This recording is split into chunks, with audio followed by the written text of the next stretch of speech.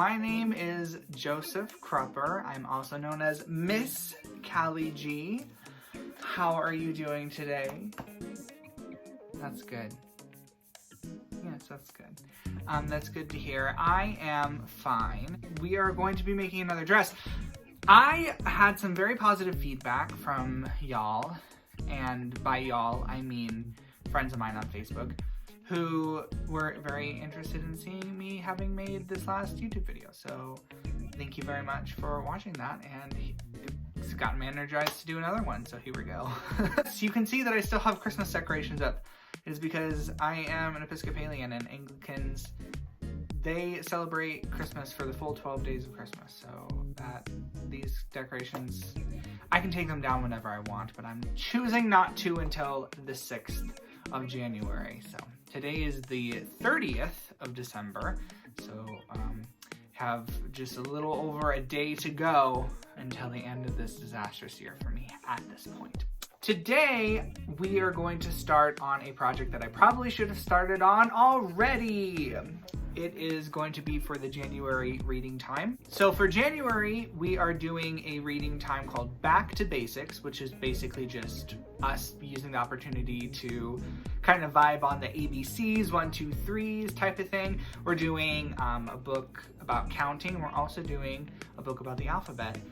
This one specifically, I am going to be reading Dr. Seuss's ABC. Yes, I'm very excited about this. This is pretty much the only thing I knew that I wanted to do for this reading time. So when it came to the costume, I was not very sure. I didn't really want to do a school teacher vibe. We had done a school teacher vibe earlier, and I had a very cool costume. I had donuts all over my dress. I did a Miss Frizzle inspired look for outer space, or outer space themes. Anyways, I was not really sure what to do this month, so I just kind of looked through the patterns that I already had. And I remembered that I got this one in a sale at the Joann. Right here. It is a Vogue pattern. You can see right here, it's, this is kind of more long, normal looking, but we're gonna be doing this one. She's very pretty, and she's covered in this floral print. I really like this silhouette. There's not really a bodice, it's just, it literally is 4 panels, front and back. And then huge poofy sleeves, and then you can see more on the back here that it shows you there's a collar, and then the collar has some more, I guess, ribbons, you could say, coming out the back. I'm sure that this will call it something else. This is a very artistic looking pattern. I thought that maybe we could vibe off of that and take this silhouette and make it a little more childish. But I didn't really know what colors I wanted to do, so I just kind of took a trip to Joann this afternoon when I got off work. I started looking in the garment fabrics. I was looking to see if they had maybe some kind of pattern that'd be really cool. I was looking for something a little more childish, something that maybe was a little more clowny, something that could give that vibe of a like back to basics, learning ABCs, learning 1, 2, 3s without being so on the nose as to having like letters and numbers on me. That being said, I was in the aisle. There was a mom and her daughter who did not have a mask on, which at this point just makes me very angry. And not only were they coming into the aisle, they were coming very close to me, and so I left because I'm trying to keep social distancing. I don't know if anyone knows about that, but that's a thing that's happening. And I ended up in the character pattern aisle, and wouldn't you know it, I found this fabric right here, and it is literally Dr. Seuss vibing off of the ABCs book. Look, there it is. There's Dr. Seuss right here. There's, let's see, what do we got here? There is, on the pattern, a Zizzer Zazzer Zuzz. There's that. Oh, there's Barber Baby. There's Barber Baby, and I don't know what else. There's a turtle on a Tuttle Tuttle tree. All kinds of cool stuff. So, that is the fabric that I bought. It is... So this is something that you'll have to notice when I'm making garments. I will make garments with stuff that's meant for more like novelty items or quilting. So this fabric is only 45 inches wide. Actually, it's probably more like 44. And that doesn't mean that it's not workable for garments. It's not meant for garments, certainly. But that means that I have to buy a lot more of it than you would if you were buying a 60-inch long garment fabric. So I bought quite a bit of this, and we're gonna make this garment out of this stuff, and that's pretty much what we're doing. I don't know what else I'm gonna pair it with, what other kind of hat or whatever. I kind of was thinking a crown hat, but I'm not sure at this point. So yeah, we'll just start cutting out the fabric and make the dress and kind of see where it takes us.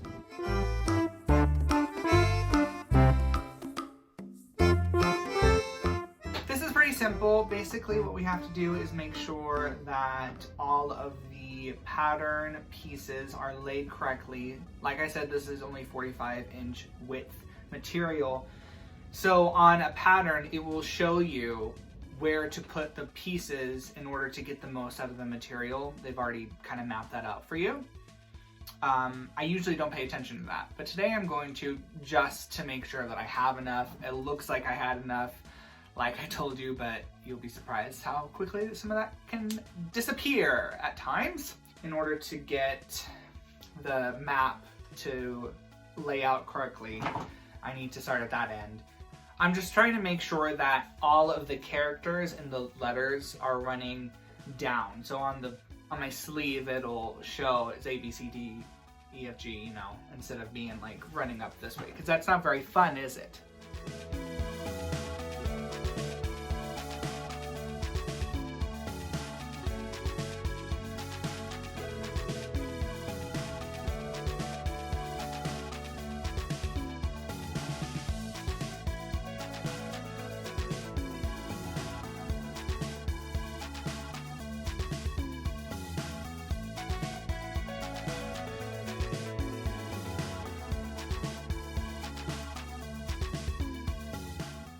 There is a lining to this. There's only a front and a back lining pieces, 2 of each, and also 2 sleeves. That's it. They're actually smaller than the actual pieces, which is not usual for a garment that I have made. So I'm interested to see what the directions are gonna take me, make me do. But yes, I'm just using a normal white garment lining. Very similar to the one that I used last month, but this time it's white, and I shouldn't have so many problems because the other fabric that I'm using is not stretchy and is not going to create such a mess. Isn't it nice when we learn things?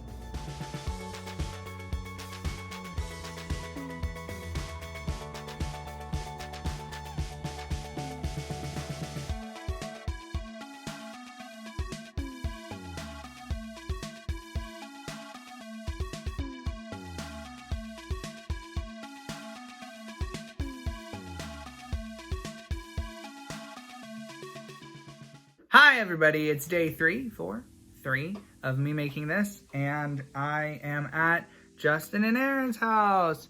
Say hi, Justin and Aaron. Hi. I just ironed all the things, and I'm going to be pinning them together and sewing them, and I'm going to show you me doing that. It's just, you know, I'm just following the directions. Here are the directions. Because there's so few pieces, I think the hardest part about putting the bodice/skirt together is putting in the pocket, which I don't do very often. But yeah, that's what we're doing today.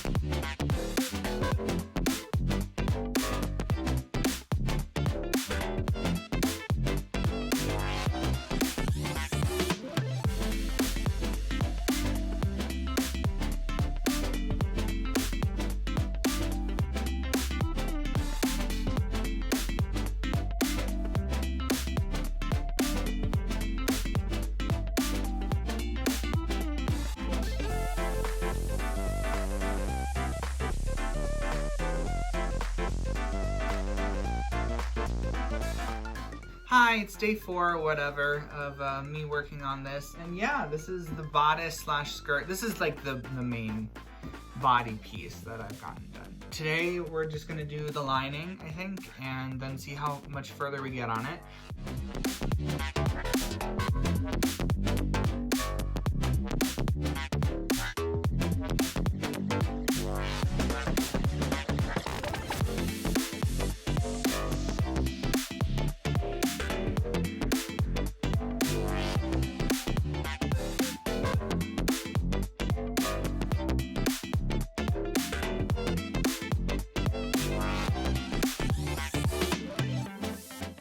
Messing and finagling with the neck hole. I don't think that I quite figured out how to do this correctly based on the directions. Maybe I'll show you what I'm working on. Okay, so I'm top stitching over where the back of the garment is. So this is a raw edge that is going to be covered with a collar. And then this I've already stitched on the right sides together. So I turn this inside and I'm top stitching this now. And the problem with this is that this part towards the bottom, it's really bunched up, and I didn't really understand what the directions were asking me to do. So essentially in the back, there is going to be weird bunchy looking thing going on. This is something you'll learn about me. If there's a part that's not really going to be seen very much, I'm the only one that knows about it. Because it is a costume, I will just power through. That's just kind of how I sew. I don't recommend it for people who are doing things for other people, or like garments you're going to be doing a lot, because it does feel a little bit different when you know that there's a very weird mess up in the back of your garment that other people could see. But I'm not concerned about this because I'm going to be facing forward in front of a camera for a bunch of people in my community and kids who are not going to really probably care either one way. I talked a little bit last time about my philosophy as a drag costume sewer, so I thought I might elaborate on it in this specific point. And I'll show you what it looks like when I get done stitching it in a second. See, this is what I mean. So the back, this is the back. I top stitched the back just so I would have some more strength. I know that I'm gonna have to put like a hook and eye here. You can see pretty plainly that this is not even. And, you know, it takes some kind of tugging and contortion to get everything to lay flat. I cannot be bothered. Anyways, I'm not perfect. You're welcome. This is going to be, I pointed out those ties in the back. This is going to be the collar piece. Those are directly attached to these ties.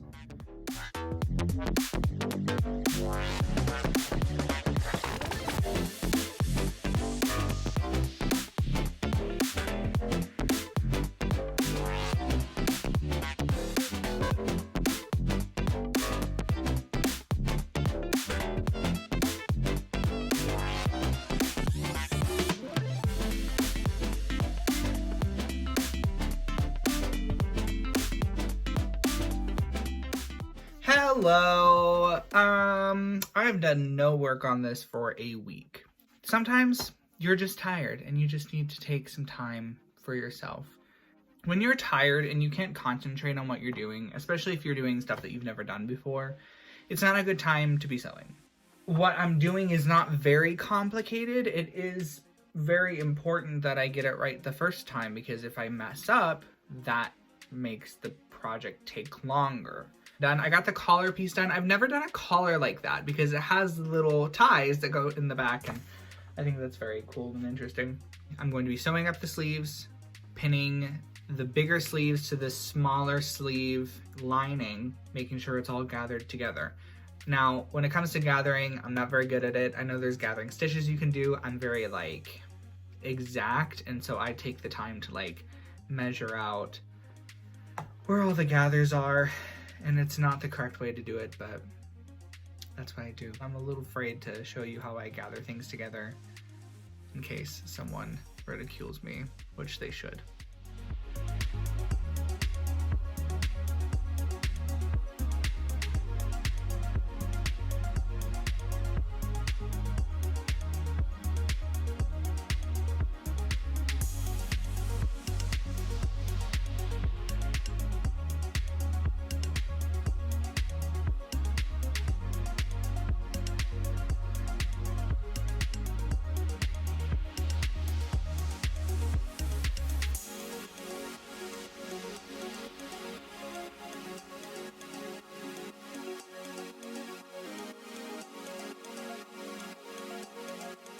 So it's 9 o'clock on a Saturday. Next week is reading time, and look what I already have done. Woo! Oh, wait, hold on. Yes, queen. She's here. I hemmed the bottom already. Nothing crazy about that. And I'm just sitting here watching Drag Race. I will admit, when I saw the cast announcement, I didn't go too quickly into it. However, I did notice that Gottmik was a queen on this season. And when I ran across a video on YouTube of Gottmik doing makeup, I really liked this thing where basically it's just like a white face around here. And I think that is going to be going into my makeup inspiration for this outfit. However, we're nowhere close to being done. The dress is put together. And I still have to do a clasp in the back. That'll be easy. And I'm going to be making a hat for this as well, I believe. Okay, it's the next morning. I'm wearing the same sweater. Don't say anything. Okay, so I have put the clasp on the back of the outfit. It's done. There's something where I was supposed to tack in the lining. I'm not doing that because I'm lazy right now. Well, I watched a tutorial on how to do a beret, and I've quite decided that I would like to mess around with that a bit. The sleeves kind of slump over. They make kind of like a zhuzhed effect at the bottom. There's not really a cuff there. It just kind of fluffs. I'm trying to see if I can recreate that with a hat. So, you know, there's some everything ties in. If I'm right, all that I need to do is make the top of the hat a bigger circle than the bottom of the hat. I do have this black felt that I used for just the smallest section of it for a outfit I did for Halloween. So I'm gonna see if I can use this as support for the bottom part of the hat.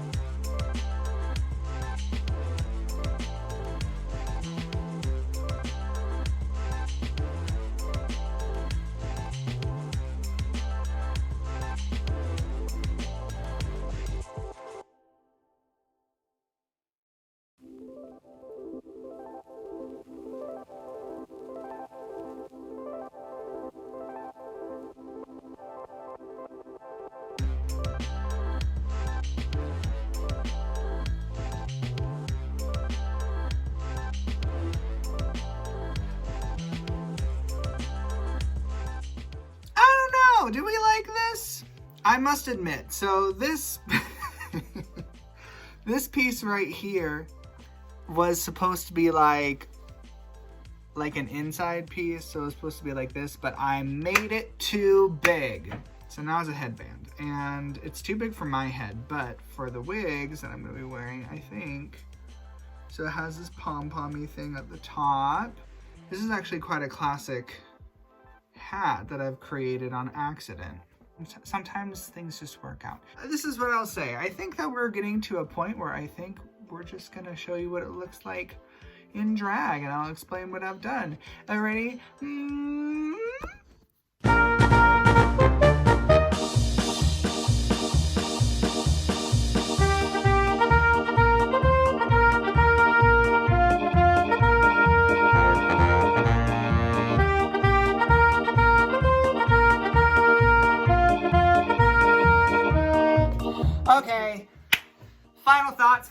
thoughts. We just got done actually filming Reading Time. I was running late today, so I wasn't able to film this before, but I think I still look beautiful.